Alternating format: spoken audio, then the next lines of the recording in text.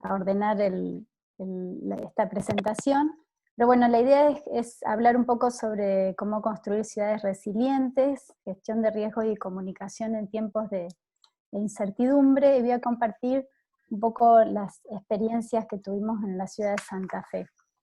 En el mes de marzo, cuando la pandemia ya explota a nivel internacional, te aproveché esta hermosa frase de Quino para escribir un artículo que se llamaba "Para en el mundo, me quiero bajar", ¿no? Porque un poco lo que la pandemia nos plantea es un escenario de total incertidumbre sobre el virus, sobre el tratamiento, sobre cómo abordarlo, sobre los modelos matemáticos de proyección de contagios, un impacto mundial simultáneo que no se ha dado en otras crisis o emergencias, por lo tanto, también una demanda de una gobernanza más cooperativa, de toma de decisiones articulada, que es algo sobre lo cual también hay mucha incertidumbre, un escenario de desconfianza en los gobiernos y en las instituciones, que se da especialmente en los sistemas democráticos occidentales, las desigualdades que ponen en evidencia toda crisis y toda emergencia. Sabemos que los desastres muestran crudamente y dejan a la vista las inequidades sociales y sobre las que tenemos que trabajar. Este término nuevo de infodemia, que tiene que ver con la epidemia informativa, es decir, cuánto y cómo la gente se informa. Hay datos interesantes de cómo ha crecido la conversación durante este proceso a través de las redes sociales y de las plataformas de mensajería como WhatsApp, y cómo muchas veces esos son los canales informativos sobre la epidemia, y también canales que multiplican lo que son fake news o noticias falsas, ¿no? Pero también esta situación trae aparejado el tema del riesgo sistémico, que desde la Oficina de Naciones Unidas para el Riesgo de Desastres se venía analizando como escenario para el cambio climático, es decir, un riesgo que impacta en varios sistemas a la vez. Nos hace replantear el rol del Estado, y en esto ha habido un montón de expertos, cientistas políticos, filósofos analizando si vamos hacia estados más fuertes, más autoritarios o más democráticos, cómo es esta situación, cuál es el lugar de la responsabilidad ciudadana en este proceso, porque como sabemos no es posible una respuesta adecuada a la pandemia si no trabajamos de manera también aportando cada uno su cuota de responsabilidad y prevención. Y este concepto, que es un oxímoron, como dice Anthony Gutiérrez Rubí, de nueva normalidad, ¿no? de entender que a donde vamos no va a ser de la misma manera que como vivíamos antes, ¿no? Que eso implica replantear las formas en que vivimos en nuestras ciudades. ¿Cómo hacemos? Porque finalmente estas son una serie de preguntas que nos interpelan en esta situación, y entonces compartimos en este tiempo, ¿no? ¿Cómo saldremos mejores? ¿Cómo atendemos esta situación? ¿Cómo nos preparamos para los múltiples desafíos que va a dejar esta pandemia? Todos coinciden que va a haber cambios, aunque nadie sabe ni cuánto ni de qué tipo. Y entonces aparecen ahí dos preguntas que a mí me parecen para traer a colación cómo administrar la incertidumbre en una sociedad que exige certezas, y al mismo tiempo cómo convocar a esa responsabilidad ciudadana en el accionar colectivo en una comunidad que no cree en lo que les dicen, ¿no? Entonces, acá comparto dos gráficos que, si quieren más información, la Asociación Info Ciudadana, que dirige Adrián Amado, hace un seguimiento muy interesante. Miren cómo en el gráfico de la derecha, el verde es el nivel de confianza en los gobiernos, y el rosa es el nivel de satisfacción con los sistemas de salud. Argentina tiene un 27 solo de confianza en los gobiernos, esto es una medición fin de 2019. Chile un 15, ¿no? Plena conflicto social que vivió Chile el año pasado. Y bueno, eso es parte de lo que tenemos que entender que pasa en este momento y que explica las reacciones ciudadanas. Y por otro lado, la gráfica de la izquierda se ve menos, pero se las cuento, es un estudio respecto de quiénes son los voceros más confiables en esta pandemia, y aparecen a la izquierda con más confianza, más del 80%, los científicos, mi doctor, los organismos internacionales, alguien como yo, muy interesante, y a la derecha en rojo los gobiernos, los organismos oficiales, los gobiernos, el periodismo. Entonces, ¿cómo hacemos para articular estas cuestiones? Y bueno, para aportar un poco a esta discusión, lo que me parecía interesante es compartir la experiencia que tuvimos en Santa Fe, que por supuesto no tiene la misma dimensión que esta pandemia, pero un poco la idea es aprender de otros desastres que hayamos podido vivir en distintas partes del mundo, ¿no? Santa Fe es una ciudad de 400.000 habitantes, un poco más, rodeada de dos ríos muy importantes, el Paraná y el Salado. Y de este gráfico, para que ustedes dimensionen, bueno, aquí abajo casi no se ve la ciudad de Paraná, el 70% de nuestro ejido urbano está conformado por ríos, lagunas y bañados, ¿no? Y todo este espacio que se ve verde entre la ciudad de Santa Fe y la de Paraná, en una crecida extraordinaria del río Paraná, se completa de agua porque es su valle de inundación. 2003 quizás es la imagen más fuerte, la que todo el país tiene o tuvo presente. Tendría que haber puesto la cancha de Colón bajo agua, que es la que muchos recuerdan, pero bueno, así estuvimos en Santa Fe en 2003, con una ciudad que estuvo casi un mes paralizada, y que generó un proceso realmente trágico, porque no solamente hubo una crisis ambiental con la inundación, hubo 130.000 evacuados sobre 400.000 habitantes, es decir, un tercio de los santafesinos tuvieron que salir de sus hogares de manera desordenada, hubo 500 centros de evacuados espontáneos, pero sucedió algo que generó también una crisis institucional y política, porque el propio intendente de ese entonces, esa mañana, el 29 de abril, les dijo a los santafesinos por la única radio que se escuchaba, que no se muevan de sus casas porque a los barrios del suroeste el río no iba a llegar. Bueno, la defensa inconclusa hizo que en esos lugares a la noche haya entre 3 y 4 metros de agua, ¿no? Entonces, el quiebre de confianza en el Estado fue muy fuerte, y no quedó solo ahí. En 2007 tuvimos otra inundación, esta vez por lluvia, que puso en evidencia que no se habían hecho las cosas bien. Se terminó la defensa famosa, se ampliaron algunos puentes, pero no estaba operativo el sistema de bombeo. Santa Fe, como les decía, tiene un sistema muy complejo de protección contra inundaciones que exige tener un sistema de drenaje adecuado, porque es como una gran olla, cuando llueve mucho hay que sacar el agua por distintos mecanismos, ¿no? Y hay que tener un plan de contingencia que en ese momento se puso en evidencia que no existía. Y aquí aparecen las primeras lecciones o aprendizajes. Voy a ir enumerándolas a lo largo de la charla, a ver si llego a las 20 que quiero compartir. Lo primero, los desastres no son naturales, ¿no? Esto quedó en evidencia en esta segunda inundación, aunque lo sabemos siempre, pero socialmente fue un aprendizaje que tuvimos ahí. 2 veces algo raro está pasando o algo está faltando.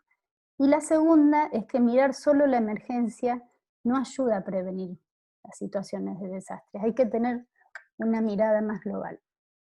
Y bueno, así fue que en 2008 hubo un cambio de gestión política en la ciudad que trajo consigo de la mano un cambio de paradigma, ¿no? Tanto la gestión de Mario Barletta, que fueron los primeros 4 años, como la de José Corral, que estuvo reelegido durante los últimos 8, se trabajó o se incorporó la política de gestión de riesgos como política de Estado, como enfoque transversal para la planificación urbana y para construir una ciudad resiliente. ¿Qué significa que la gestión de riesgos es una política de Estado? Bueno, entender que se deben gestionar procesos de intervención con vistas a mitigar el impacto de las amenazas que pueden tener un territorio determinado, atender las vulnerabilidades, reconocer las debilidades que tenemos frente a ese tipo de amenazas, fortalecer las capacidades de respuesta tanto del Estado como de la comunidad y la sociedad civil y sus instituciones, y por supuesto evitar o mitigar lo más posible la exposición de personas frente a este tema. Desde el 2005, Naciones Unidas empieza a trabajar este concepto y se lanza la Estrategia Internacional de Reducción de Riesgo de Desastre, que nosotros tomamos como referencia para pensar todas las políticas públicas. Entonces, una ciudad más preparada no solamente está orientada a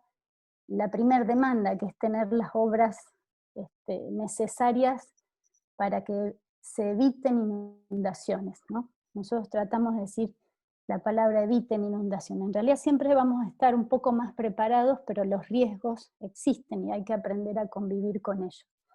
Y acá aparece la lección número 3, vamos a decir, se requieren acuerdos políticos sociales para eso, porque en general, sobre todo en el tema de inundaciones, son obras que no se ven, no se pueden inaugurar. Entonces es muy importante que haya habido un acuerdo institucional respecto de que se priorice en el presupuesto municipal, por ejemplo, como servicio esencial la limpieza de desagües y el mantenimiento del sistema de drenaje, cosa que en otras ciudades no aparece como prioritario, pero para nosotros es fundamental, y también el listado o la inversión que se pueda obtener de fondos provinciales nacionales para las obras. Y la segunda cuestión es estar organizados, ¿no? Que también sería la lección número 4. Hay que tener protocolos, normativas, procedimientos, porque uno tiene que organizarse para atender la emergencia. Ahora, eso solo no basta, porque además de tener las obras, además de estar preparados frente a una emergencia, necesitamos que haya, ir recuperando esa confianza perdida que en la ciudad de Santa Fe había sido tan trágica entre los vecinos y sus gobernantes. Aunque haya habido cambio en el gobierno, los vecinos estaban en todo su derecho a no creer en lo que les decíamos, ¿no? Entonces, la información pública, las alertas tempranas, los programas educativos, el trabajo participativo con la comunidad para construir los planes de evacuación, fueron fundamentales, y aquí aparece la quinta lección, ¿no?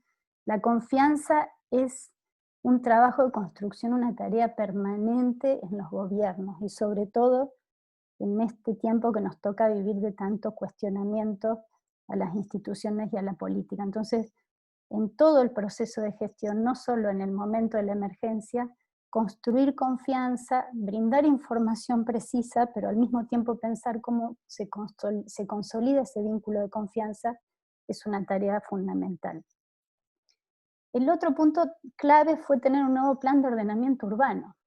Los municipios tenemos una de las herramientas más importantes de intervención en el territorio y que nos permiten mitigar el impacto de los riesgos, que es nada menos que definir las normas de ordenamiento y regulación urbana. Y esto fue clave para pensar una planificación sostenible. Se hicieron limitar el crecimiento en zonas bajas e inundables, se hicieron normativas específicas para incorporar retardadores pluviales, cintas verdes, cestos en altura para manejar la basura, es decir, sexta lección, pensar la planificación urbana sostenible, incorporando los riesgos a los que se está expuesto en el territorio y en la comunidad. Y por otra parte, pensar el desarrollo en sintonía con el ambiente, que sería la lección número 7, ¿no? O sea, esto obliga a mirar la ciudad y volver a recuperar ese diálogo perdido entre el desarrollo urbano y el entorno o el ambiente en el que vivimos. Entonces aquí aparecen algunas de las muchas medidas, no voy a detallar todas. Hay una publicación que se llama Aprender de los Desastres, donde contamos este proceso, que se puede consultar online, si es que la nueva gestión no lo tiene todavía presente en la web, pero está disponible para consulta. Es decir, ¿qué nos permitió esto?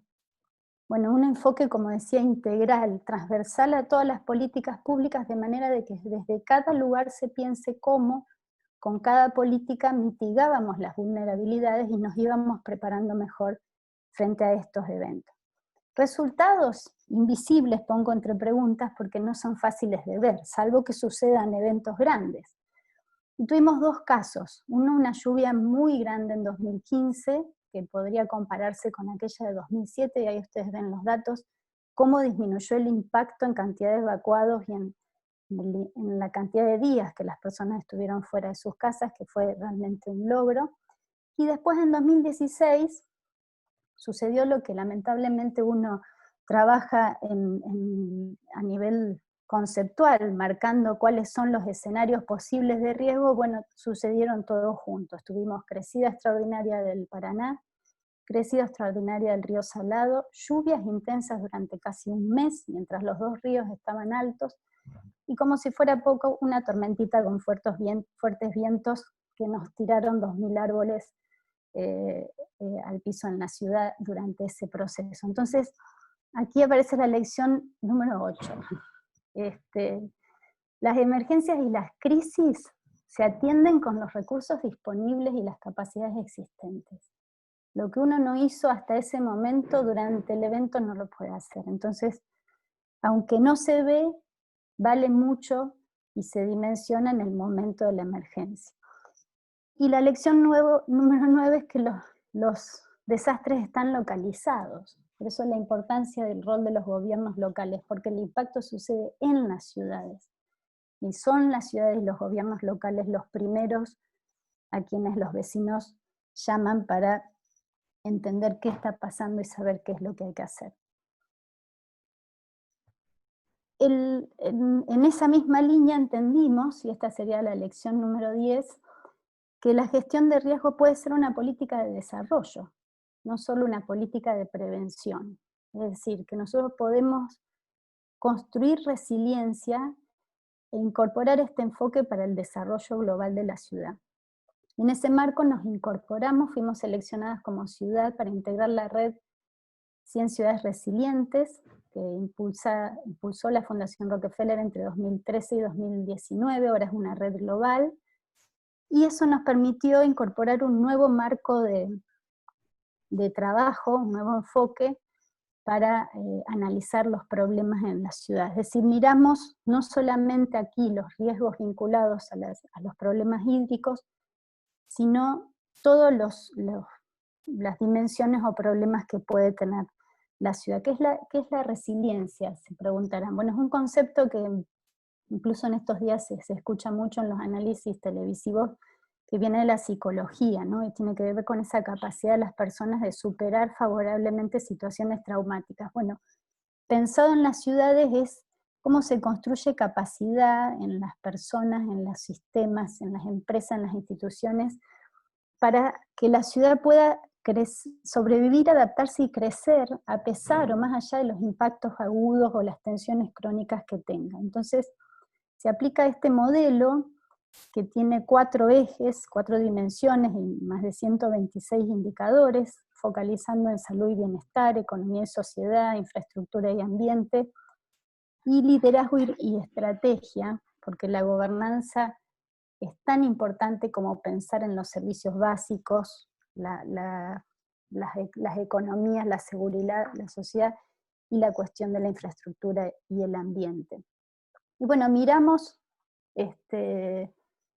los distintos indicadores. Esa es la ciudad ordenada por sus distritos, y ustedes verán, y esta es la lección número 11, algo que siempre se dice, pero bueno, verlo genera también una dimensión, o permite dimensionar el problema.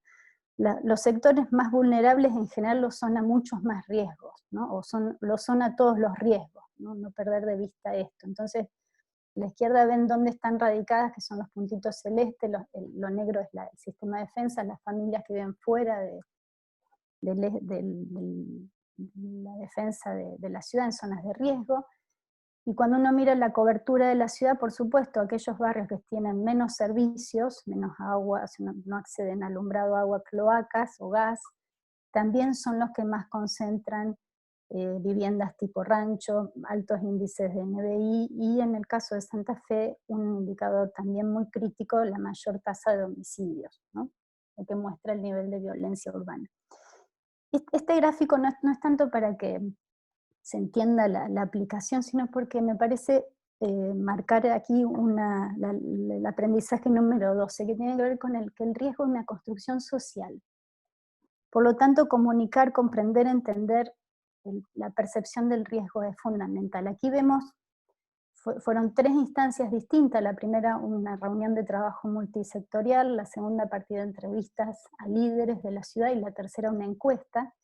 Y vemos cómo la valoración del riesgo es diferente. Todos coinciden en la marca roja que está hacia la izquierda, tiene que ver con la inseguridad y la violencia urbana, pero después, por ejemplo, la salud no aparece como problema para los líderes, aunque sí para la comunidad, y ahí empiezan a haber variaciones interesantes que deben contemplarse cuando se construyen políticas públicas. Bueno, en función de eso, y con un trabajo participativo que involucró a sectores de la sociedad civil, de las universidades, del sector privado y por supuesto de los distintos gobiernos, realizamos una serie de talleres como para ir precisando esas problemáticas, esas tensiones y ir organizando nuestra estrategia de resiliencia, es decir, cuál es la visión de ciudad que queríamos construir, que está anclada sobre 4 pilares, y a partir de la cual se definen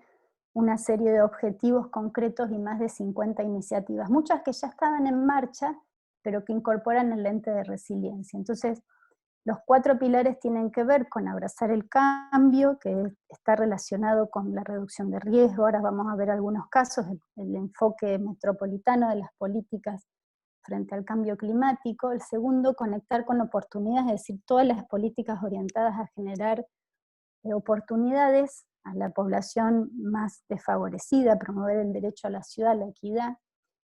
Alentar el compromiso ciudadano, que a veces no se contempla la importancia que tiene de tener políticas que promuevan el sentido de pertenencia y la cohesión social.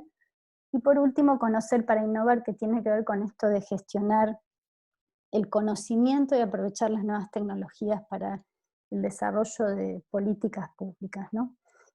Y bueno, acá traigo solo algunas para mencionar. En estos años hubo muchos avances, de hecho incluso ahora con el cambio de gestión algunas iniciativas también están continuando, otras se están replanteando, pero como verán no solo tienen que ver con programas vinculados a la reducción del riesgo, ¿no? En este caso la Reserva Urbana del Oeste o el Plan de Acción frente al Cambio Climático, o este programa que hemos implementado en varios barrios de la ciudad, que son los programas urbanos integrales, y que permiten un abordaje holístico de todos los proyectos en un sector. Y aquí aparece otra lección, la número 13, si no me equivoco en la lista, que tiene que ver con pensar integralmente las intervenciones urbanas. Por ejemplo, en nuestro caso, no solo construir viviendas para las familias en riesgo hídrico, que deben relocalizarse a terrenos de cota segura, sino construir comunidad. Es decir, generar no solo el acceso a los servicios básicos, que pudimos, por ejemplo, invertir mucho los últimos años por el Plan Nacional de Hábitat, ahí hay algunos ejemplos, sino también construir y fortalecer las redes territoriales, las redes barriales, los espacios de construcción de comunidad, identidad, porque es lo que permite realmente que las políticas puedan sostenerse y generar transformaciones. El enfoque metropolitano fue otro de los aspectos que trabajamos fuertemente, y aquí también hay otra lección que quiero compartir, que tiene que ver con que las amenazas del ambiente, los problemas no reconocen las jurisdicciones, ni políticas ni administrativas. Entonces el trabajo metropolitano, ni hablar lo que está pasando ahora entre Cava y Amba, ¿no? Pero en Santa Fe también se conformó el ECAM, que es el ente coordinador del área metropolitana, con 26 localidades que han pensado de manera conjunta un plan de obras y un desarrollo de prioridades de trabajo, que también es un camino largo a recorrer, pero que es una iniciativa en marcha muy, muy significativa. La cuarta lección tiene que ver con estos, traigo 2 proyectos solo para compartir, pero tiene que ver con por qué es importante incluir el riesgo en la estrategia de desarrollo urbano, es decir, incorporar el lente de resiliencia en cada política pública. eso multiplica el impacto, pero además integrar los equipos optimiza los recursos. Este es un enorme parque urbano, un sector con más de 100 hectáreas en el norte de la ciudad que creemos que tiene una potencialidad enorme, y sobre eso hemos trabajado para que no solo sea un parque, sino que pueda desarrollarse como una experiencia resiliente, transformando el viejo relleno sanitario, algunas cavas en posibilidades de construcción diferente, construcción de ciudad. Y esta es la Estación Belgrano, un viejo predio ferroviario que ahora está empezando a estar en desuso por los cambios en la traza ferroviaria, que también es un proyecto que está recién arrancando, que tiene mucha potencialidad para pensar integralmente las intervenciones urbanas en la ciudad. Y finalmente, este proyecto, que los que son de Santa Fe, que vi que hay varios, saben que fue muy, muy significativo para nosotros, tenía que ver con la posibilidad de recuperar 2 edificios históricos y transformarlos en centros de desarrollo de las industrias naranjas, ¿no? Que ahora con la pandemia se ha puesto tan en evidencia la importancia de la digitalización y de pensar nuevas economías. Lo traigo a colación porque si bien en este proyecto fue construido con los actores del ecosistema emprendedor, aquí en Santa Fe muy fuerte del diseño, la cerveza, no podía faltar las TICs, y la cultura, conseguimos financiamiento internacional, pero el proyecto no pudo concretarse. Y acá aparece otra lección, la 16, que tiene que ver con las mezquindades de la mala política, y de eso también hay que aprender, ¿no?